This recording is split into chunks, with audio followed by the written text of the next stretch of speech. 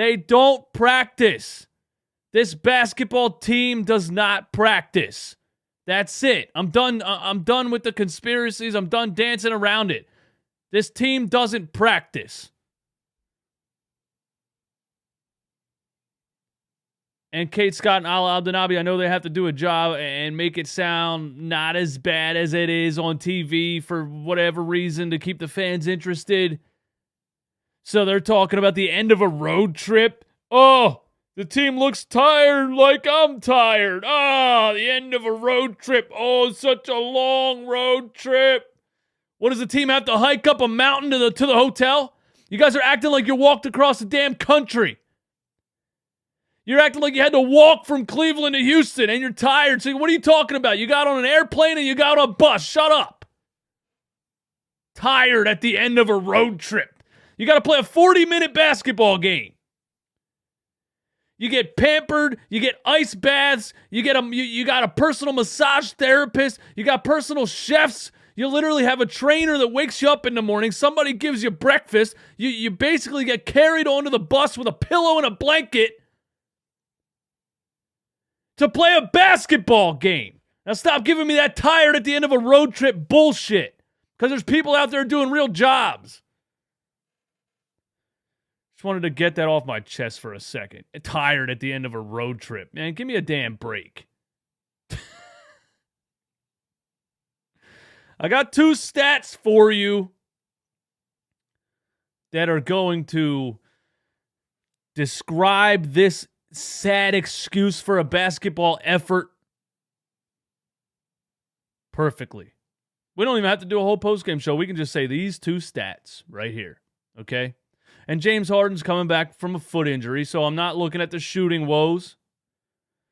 I'm not looking at the certain things that happened. You know, you knew he was going to be rusty. You can't really condition for basketball while rehabbing a foot. Obviously, you can't play basketball the whole time you're in a walking boot or rehabbing the foot. You know, he's probably walking on a treadmill. He's probably swimming in the pool, all those kinds of things. You can't play basketball. So I didn't expect James Harden to be good in this game. I do think the fact that we kept going to James Harden in crunch time made no sense at all. Tobias Harris had 27 points in the game, 7 3-pointers, and I feel like he didn't touch the ball for the last 15 minutes. Why did we keep going to James Harden with the game on the line, who just sat out for a month? Doc, come on, Glenn. You can't be serious, Glenn. You can't be serious. I thought you were going to bring James in the game slowly on a minutes restriction. No, you played him 38 minutes, and you went to him every single time the game was on the line. I told you guys, man. You sat up here and said, maybe this could be this, maybe this could be that. Maybe the Sixers can do this now that they know the bench is deep. Maybe Doc will. I told you it's gonna be the same exact thing. Why would it change?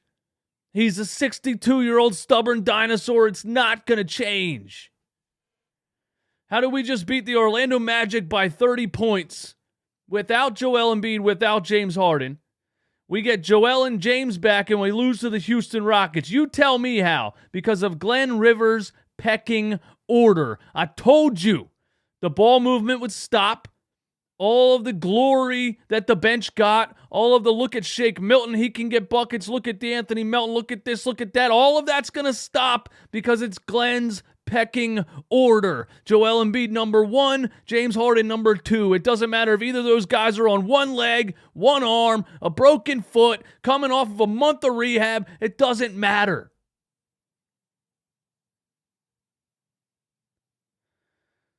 So sadly, Eastwood was right about that.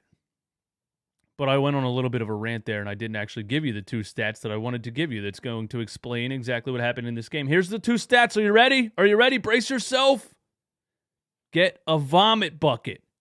Bring it near you. Okay?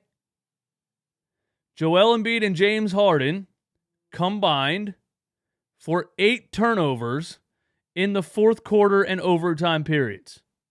Joel Embiid didn't play the second overtime. They probably would have combined for 14 turnovers. They combined for 8 turnovers.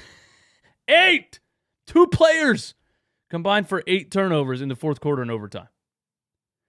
But it gets better. I have a stat for you that is even more disgusting than that one.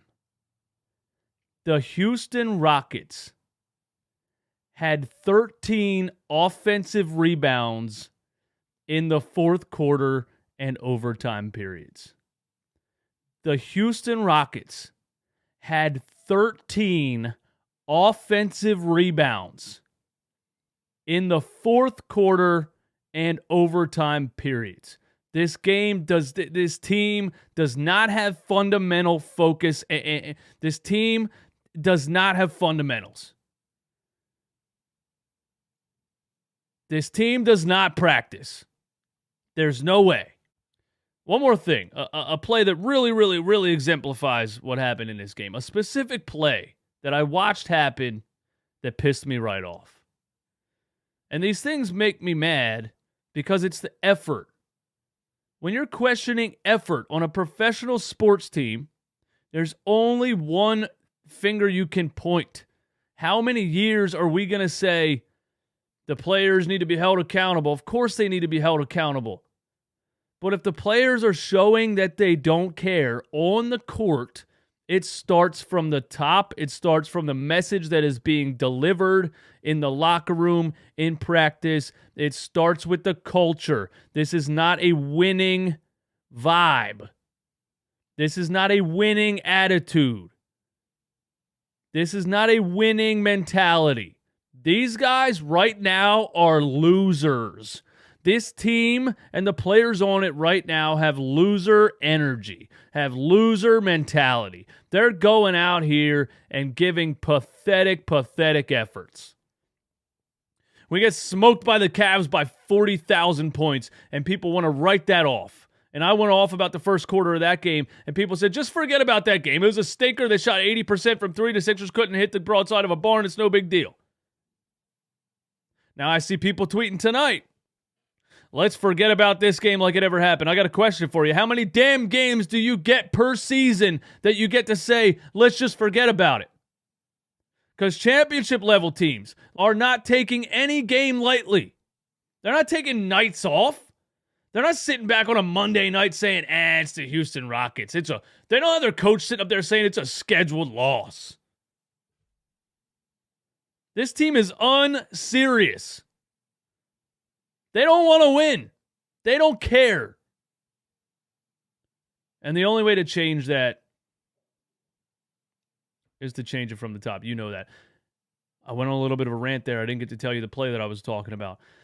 A specific play in this game that described what happened entirely, and that is a small microcosm of this team in general.